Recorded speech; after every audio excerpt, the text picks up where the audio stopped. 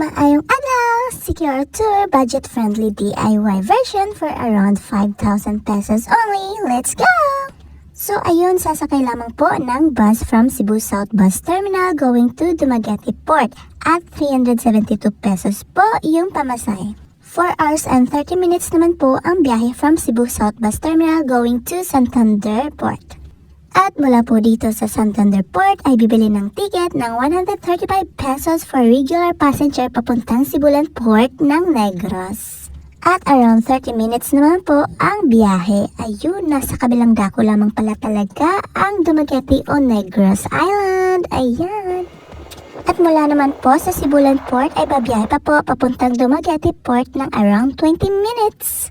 At dito na nga po sa Dumaguete Port, bibili ng ticket papuntang Siquijor Port at 310 pesos naman po para sa fast cross. So, around 45 minutes naman po ang biyahe at pagkalabas mismo ng Siquijor Port ay makikita agad ang St. Francis of Assisi Church na may pa-welcome to Siquijor. At narito na nga po sa room accommodation na walk-in o on the spot talaga ito binook at around 550 pesos per pax per night. Mula nga po rito sa pinagstayhan ay napakalapit lamang po ng Boulevard na may napakarami at napaka-affordable na masasarap na pagkain. Ayun! At napakasarap din ng hangin dito dahil napakalapit lamang nito sa port. Ayun! At meron pang mini park na sobrang sulit para sa mga kids. Ayun, napaka-presko talaga ng paligid dahil napakalapit lamang sa beach nito. At along the road lang po na may maraming sari-sari stores at carinderia.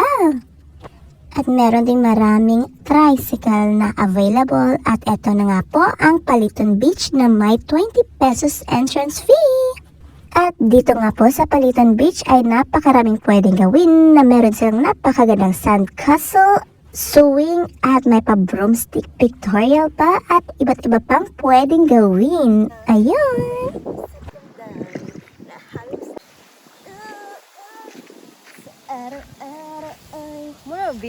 Ay, speaking of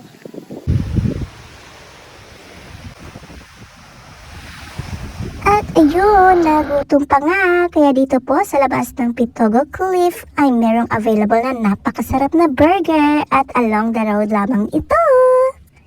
At pagpasok mismo sa Pitogo Cliff ay merong 30 pesos entrance fee na may nakakalula at may napakagandang tanawin. Ayun! At kung gusto naman po ng human drone o actual drone shots ay meron pong available dito na may 50 pesos fee for human drone at 200 pesos naman po for actual drone shots. At narito na nga po sa 400-year-old Enchanted Balete Tree na sobrang taas at sobrang lawak at may pa-fish pa na sobrang refreshing at nakakakiliti ang mga isda. At 20 pesos naman po ang entrance fee dito. At dito naman po sa Happy Tanan ay donation lamang. Ayun, napakaganda ng view dito along the road at may pa-sea view pa at meron pang napakasarap at sariwang buko. At ito naman sa Cambugahay Falls na may 50 pesos entrance fee. Ayan, pwede kang mag-ferry walk at maligo sa napakalamig at napakapreskong tubig.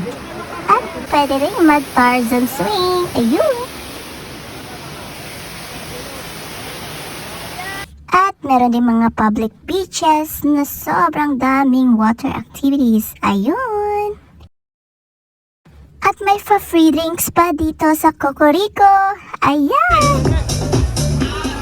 At dito naman sa JJ's Backpackers ay 20 pesos entrance fee na may live bands at beach party. Ayun! Maraming salamat po!